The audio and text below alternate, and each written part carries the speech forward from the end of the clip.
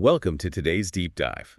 If you've ever found yourself browsing an online store, loading up a cart with items, and then suddenly just closing the browser window and walking away. Which happens to literally everyone. Oh, totally. All the time. Well, you are exactly who we're analyzing today, or rather, we're looking at the psychology behind why you do that.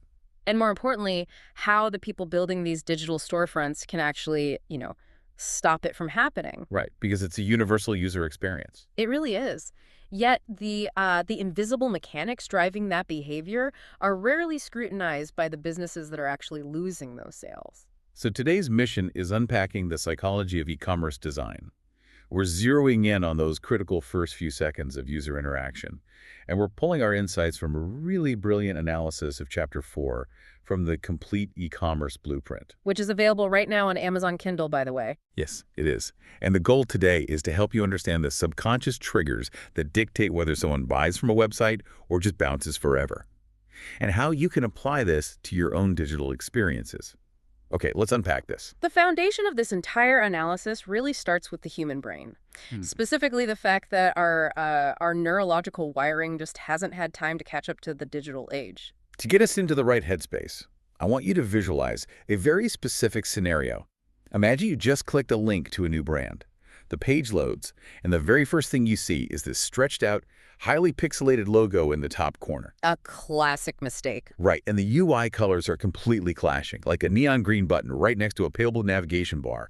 Ouch. And before the page even finishes loading, a massive pop-up appears, demanding your email address.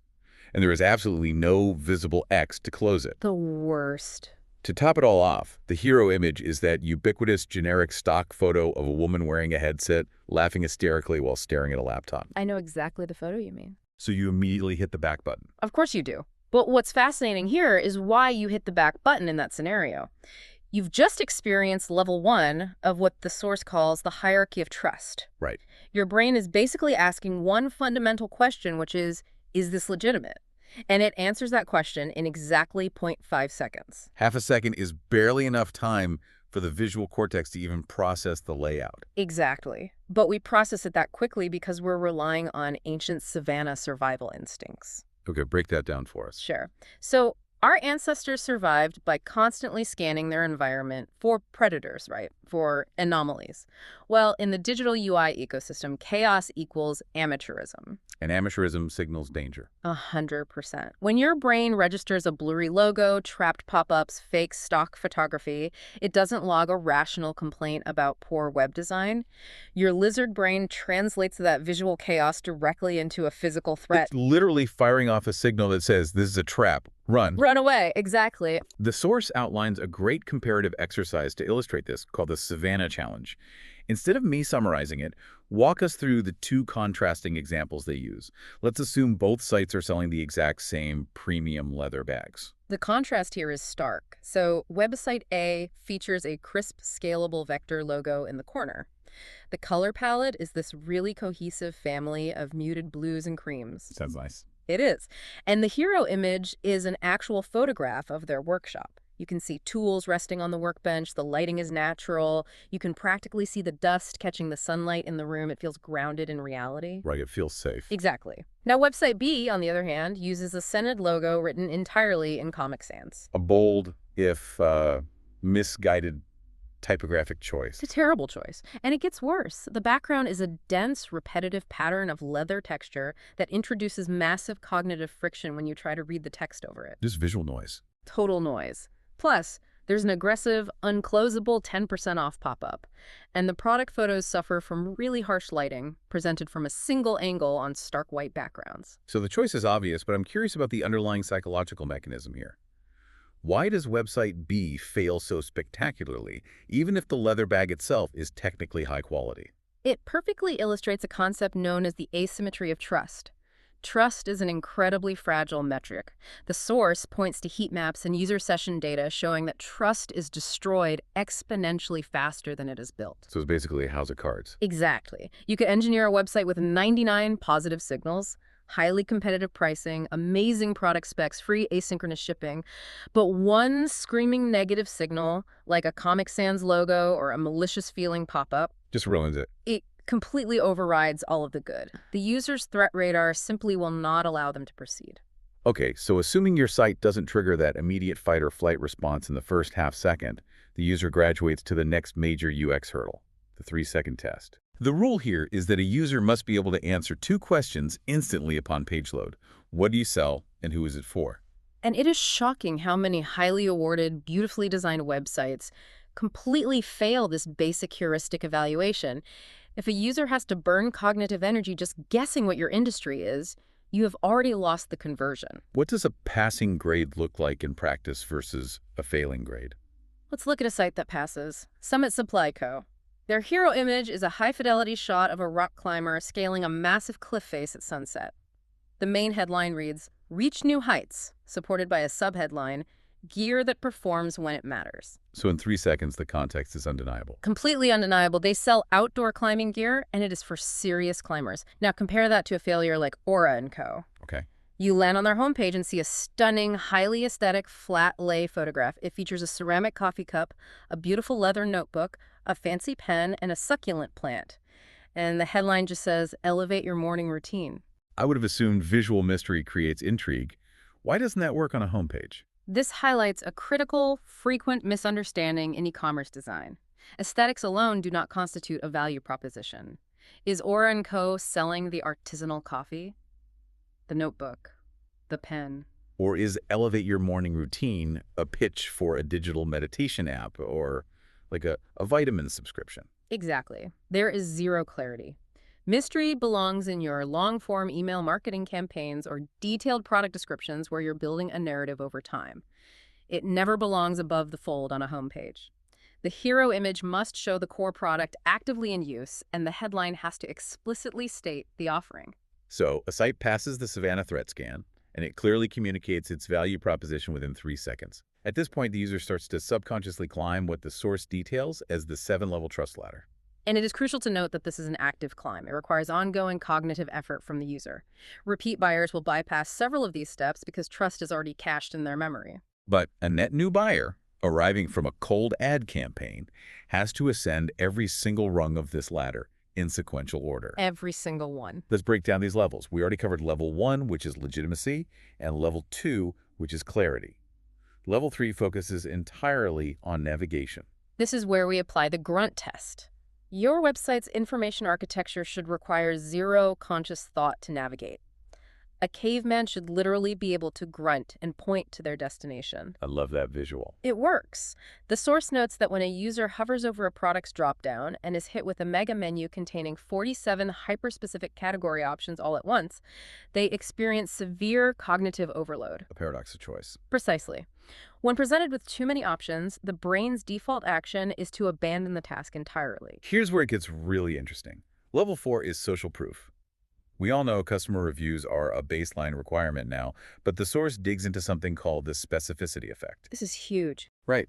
If I read a generic 5-star review that just says, "Great product, loved it," my brain barely registers the text. It scans right past it. But if I read a review that says, "The stitching on this bag is impeccable and I love the 2-week softening period of the leather," that changes the entire psychological weight of the page. Because specific details are incredibly difficult to fabricate convincingly. That level of granularity proves to the user's lizard brain that a real human being interacted with this physical object over an extended period of time. Just cuts through the noise. It overcomes the innate skepticism we all have toward digital text and builds a massive amount of verifiable trust. Moving up the ladder, level 5 is safety. And the source points out a massive, pervasive architectural mistake here. Right. Hiding the return policy in the global footer. Yes. I always assumed the footer was the industry standard repository for that kind of information. Why is that considered a mistake? Because the footer is located at the very end of the psychological journey, far away from the actual point of friction. Trust signals, like a 30-day hassle-free return policy or secure checkout badges, they must be injected exactly where the user's trust is most fragile. And when is that? The moment of maximum fragility is right next to the Add to Cart button. That is the moment of financial commitment. Reassuring them precisely when their finger is hovering over the trigger drastically increases the likelihood of a conversion. Burying that reassurance at the bottom of the page forces the user to go hunting for safety. That makes perfect sense from a UX flow perspective. Level 6 is value perception. Now, I always thought price perception was primarily fixed by competitor research and market positioning. How does a website's design physically alter a user's perception of worth? Human beings do not evaluate price in a vacuum. We evaluate price based entirely on the visual context surrounding the item. So presentation is everything. Completely. The source details how taking the exact same product and moving it from a stark, plain white background into a high-fidelity lifestyle setting. Like showing a real person enjoying it in a premium environment. Exactly. Doing that increases the perceived value of that item by 20 to 30%. The design architecture physically recalibrates the user's internal pricing anchor. Which brings us to the final rung, level 7, post-purchase anxiety. That immediate wave of panic you get right after clicking buy, wondering if the item will actually ship in time for a specific event or holiday. Top-tier e-commerce design preempts that anxiety completely. It answers the logistical question before the customer's conscious brain even formulates it. How do they do that? By injecting a simple, dynamic banner near the checkout flow that states something like, "Orders placed by 2 p.m. ship today." That eliminates the final mental hurdle. You are providing certainty in an inherently uncertain digital transaction. So we've climbed the trust ladder by removing friction and answering underlying questions. But part of making a user feel safe on that climb relies heavily on visual cues, specifically color. I want to look at the color psychology myths the source debunks. We've all heard the legacy rules, right? Blue automatically means trust and security. Red automatically means urgency or danger. Green means eco-friendly. This raises an important question. If the color red inherently triggers a psychological sense of danger, why does a massive retailer like Target use it so heavily across every square inch of their branding? Or holiday campaigns like Valentine's Day. Exactly. The premise that a specific hex code inherently controls human emotion is dangerously incomplete. Color associations are entirely context-dependent. Red on a highway stop sign communicates danger. Red in a retail UI environment communicates a sale or a localized focal point. So if the old rules are incomplete, how should UI designers approach their color palettes to actually drive conversions? By understanding that contrast is exponentially more important than the specific hue. The source recommends constantly utilizing the grayscale test. How does that work? If you take your digital storefront and convert the entire display to black and white, does your primary Add to Cart button disappear into the surrounding layout? If it blends in, your design has failed the accessibility test. You are relying on hue rather than luminance and contrast to guide the user's eye. So a bright green button on a light gray background. Will outperform a red button on a pink background every single time, simply because it possesses superior visual hierarchy. What about legacy brand colors, though? Tiffany blue is a great example. That specific shade of blue definitely communicates trust, luxury, and quality to almost anyone who sees it. It does, but crucially, not because of the color itself. Tiffany blue evokes trust because of 180 years of strict, unwavering brand consistency. It's the history, not the hex code. Exactly. The psychological weight doesn't come from the light blue hue. It comes from the repetition. A company could theoretically build a luxury empire using hot pink, provided they used it consistently across their digital interface, their physical packaging, and their marketing for a decade. In e-commerce design, consistency always beats choice. That is fascinating. Now, we all know mobile traffic dominates the e-commerce landscape, but the source points out that most UI designers are completely ignoring ergonomic heat maps, specifically something called the thumb zone. I actually dropped my phone on the sidewalk last week trying to stretch my thumb to tap a top right checkout button. It's a physical usability flaw that seems incredibly common. It is a massive structural failure. The thumb zone dictates the physical ergonomics of one-handed mobile browsing. Historically, designers place the most important element, the Add to Cart button, tucked away in the top right corner. Why do they do that if it's so hard to reach? They do it because that layout looks balanced on a 27-inch desktop monitor in a design studio. But mobile design requires an inverse approach. That button should be located bottom center, and it should be sticky. Meaning it floats. Right, meaning it remains persistently visible on the screen via asynchronous rendering no matter how far down the user scrolls. And the actual pixel dimensions of those touch targets matter heavily, too. They do. The source cites Apple's own UI accessibility guidelines for this. An interactive mobile touch target should be at least 44 by 44 pixels. The metric isn't arbitrary. The average adult thumb pad is about 18 to 20 millimeters wide. So those tiny text links are basically a trap. If a site features tiny clustered text links for crucial navigation, it is physically punishing the user for the designer's lack of ergonomic planning. And the physical difficulty is only half the mobile battle. The other half is the underlying technical architecture, specifically DOM load times and page speed. The analytics on mobile speed are unforgiving. 53% of users will abandon a mobile session entirely if the site takes longer than 3 seconds to load. Wow, over half. Yes. Furthermore, a single 1-second delay in page response time correlates to a 7% reduction in total conversions. If the codebase is sluggish, the business is actively bleeding revenue before the user even sees the product. What is typically causing that level of severe latency? It almost always comes down to unoptimized media compounding with heavy JavaScript execution. A typical modern e-commerce product page weighs between 4 to 5 megabytes. 70 to 80% of that data payload consists purely of images. So those massive lifestyle photos are actually slowing things down. Exactly. If a brand is serving massive uncompressed JPEGs instead of utilizing next-generation image formats like WebP or AVIF, those beautiful high-fidelity lifestyle photos are actually the exact technical bottleneck killing their sales. To help businesses identify these bottlenecks, the source text includes a comprehensive 30-point conversion audit. It breaks down the entire user experience into distinct categories: above the fold, navigation, product pages, checkout, and mobile.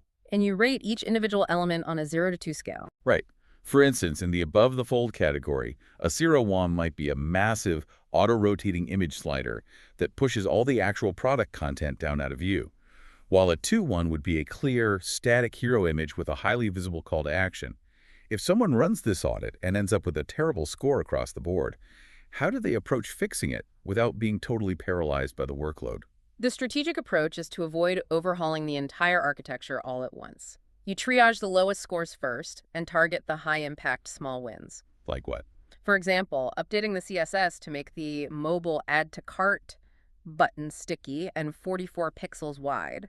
That is a relatively minor code deployment that instantly upgrades the ergonomic experience of every single product page on the domain. That makes sense. Securing that small win yields an immediate uptick in the conversion rate, which provides the internal momentum and the capital to tackle the heavier technical debt, like implementing an automated WebP image compression pipeline. It's all about building momentum. If we connect this to the bigger picture, the ultimate realization of e-commerce design is that the platform is never actually finished. A physical brick-and-mortar retail location might require a renovation once every decade. A digital storefront requires continuous data-driven iteration. Because consumer expectations are always shifting. Right. The moment a brand decides their website is perfect and they stop A/B testing is the exact moment their market share begins to erode. Consumer expectations and technological standards are in a state of constant evolution. Yet underneath all of those rapidly changing design trends, device resolutions, and front-end frameworks, the core philosophy remains entirely static. It does. The ultimate objective of e-commerce design isn't about achieving the mathematically perfect white space ratio or utilizing the trendiest sans serif typography. The fundamental goal of design is simply about making the customer feel safe. That's a powerful way to frame it. In a digital ecosystem where a brand is asking a complete stranger to transmit their financial data across a network, safety is the rarest, most valuable commodity that exists. So what does this all mean? Let's distill this deep dive into the core takeaways. Every single concept we've unpacked today, passing that initial 0.5-second threat scan by avoiding visual chaos. Providing highly granular, specific social proof to bypass digital skepticism. Optimizing touch targets for the physical reality of the human thumb. Prioritizing sharp visual contrast over legacy color rules. All of these individual UX tactics serve one single unified purpose: engineering safety.